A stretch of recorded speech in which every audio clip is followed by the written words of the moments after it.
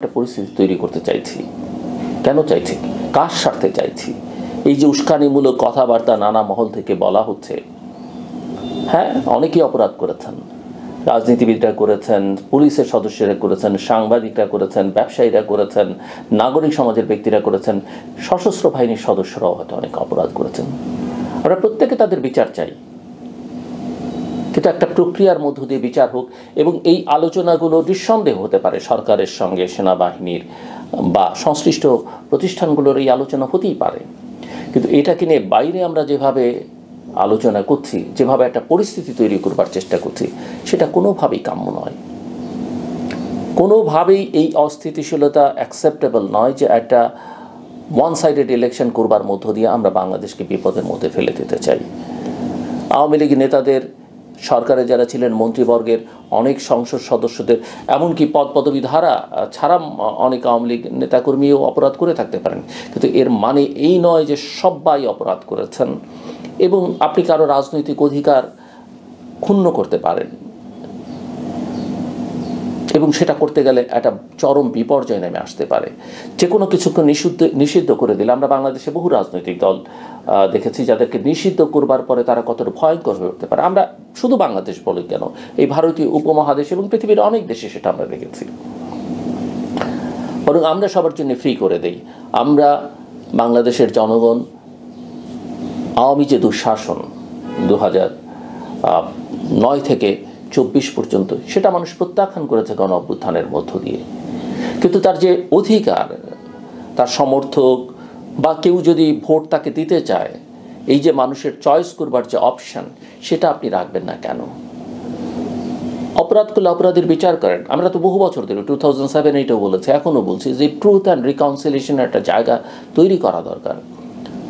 আমরা খুব কম মানুষ আছে, সাধারণ মানুষ বাদ দিলে, একেবারে অতি সাধারণ যারা, তারা বাদ দিলে খুব কম এলিট গোত্রীয় মানুষ আছেন যারা কোনো না কোনো অপরাধের সঙ্গে যুক্ত নন বা যুক্ত ছিলেন না। একটা প্রক্রিয়ার মধ্যে দিয়ে আসুন আমরা নতুনভাবে যাত্রা শুরু করি। এবং এই যাত্রাটা কেন প্রফেসর মোহাম্মদ ইউনূসের মতো আন্তর্জাতিক খ্যাতি সম্পন্ন নোবেল লরিয়েট, শান্তিতে নোবেল পাওয়া মানুষ, তার নেতৃত্ব হতে পারলো না? আমার সেই প্রশ্ন, কেন প্রফেসর মোহাম্মদ ইউনূস, আমাদের এই মানুষটি কেন নেলসন ম্যান্ডেলার মতো উদার হতে পারলেন না? অফকোর্স তার অনেক কষ্ট আছে, অনেক সাফারিংস আছে, তাকে এই বৃদ্ধ বয়সে 6 তলা 8 তলায় সিঁড়ি বেয়ে উঠতে হয়েছে। কিন্তু আপনি যখন রাষ্ট্র চালাবেন, আপনি যখন সরকারের প্রধান হবেন, রাষ্ট্রের প্রধান হবেন, রাষ্ট্রনায়ক হবার চেষ্টা করুন, আপনাকে তো অনেক বেশি উদার হতে হবে। এই ঔদার্য শেখ হাসিনা দেখাতে পারেনি বলেই তো তার আসলে এই পরিণতি। এই ঔদার্যের ঘাটতি ছিল বলেই তো বিএনপির আজকে পর্যন্ত এই সাফারিং। তাহলে বিএনপির মতো একটা এত বড় রাজনৈতিক দলকে যার এরকম হতে, তার তো এতদিন ক্ষমতার বাইরে থাকবার কথা নয়। এই অভ্যুত্থান তো আরও আগে হবার কথা ছিল, কেন হলো না? এগুলো বিবেচনা করা দরকার আমি মনে করি। আজকে এই যে প্রফেসর মোহাম্মদ ইউনূসের উপদেষ্টাদের নিয়ে এত কথা হচ্ছে, পত্রপত্রিকা এত লেখা হচ্ছে, একজনের বিরুদ্ধে তিনি ব্যবস্থা নিয়েছেন, একজনের বিরুদ্ধে খতিয়ে দেখার চেষ্টা করেছেন। সেটা যদি করতেন তাহলে তো আমরা বুঝতাম যে ছিটেফোঁটা হলো একটা গভর্নেন্সের কিছু আছে। আপনার দেশের সুশাসন তো পরের কথা, শাসনই তো দেখতে পাই না আমরা। কেন পুলিশ বাহিনীকে সুসংগঠিত করা গেল না? কেন তাদের মনোবল ফিরিয়ে আনা গেল না? একই সঙ্গে আমরা কি তাদের সবাইকে এখনও অপরাধমুক্ত করতে পেরেছি? আমরা কি প্রশাসনে ঘুষ, দুর্নীতি এটা বন্ধ করতে পেরেছি? না, এখন কম হচ্ছে।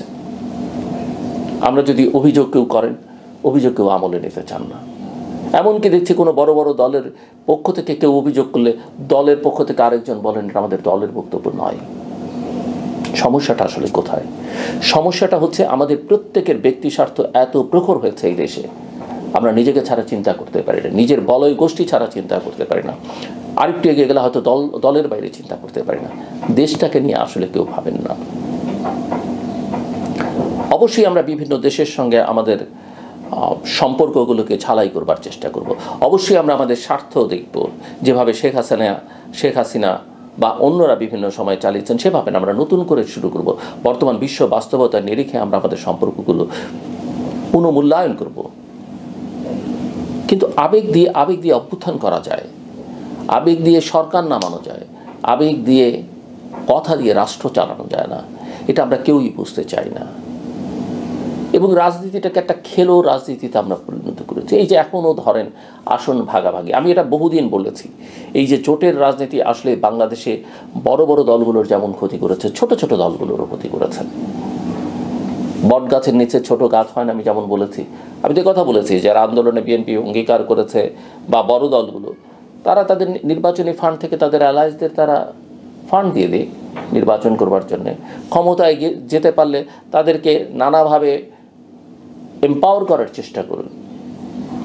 কিন্তু কেন মানুষ একটা বিএনপির বা জামাতের একটা লোক বা বড় একটা দলের একজন ব্যক্তি দীর্ঘদিন যাবত একটা এলাকা নার্সিং করছেন, মানুষ হয়তো ওই দলটাকে ভোট দিতে চায়, মানুষ হয়তো ওই ব্যক্তিটাকে ভোট দিতে চায়, আপনি জোটের স্বার্থে এমন একজনকে নিয়ে আসলেন যাকে মানুষ চেনেই না, যার সাথে মানুষের সম্পর্কই না, আপনি তো ওই ব্যক্তি না, আমি বলবো ভোটারদের প্রতি অবিচার করছেন। এবং এই যে ছোট ছোট দলগুলো এখন নানা রকম বার্গেন করছে, আমি কারোর প্রতি অসম্মান করে কথা বলছি না, এটা তো রাজনীতির জন্য সুখকর নয়। কেন আমরা তো আমাদের রাজনীতিতে আওয়ামী লীগের অপরাধের কোনো শেষ নেই, জামাতের বিরুদ্ধে অভিযোগের কোনো শেষ নেই, বিএনপির বিরুদ্ধে অভিযোগ আছে, জাতীয় পার্টির বিরুদ্ধে অভিযোগ আছে, একটা গৃহপালিত রাজনৈতিক দলে পরিণত হয়েছিল। কিন্তু আমরা কি সবাইকে বাদ দিয়ে চলতে পারবো? কাউকে বাদ দিয়ে চলতে পারবো?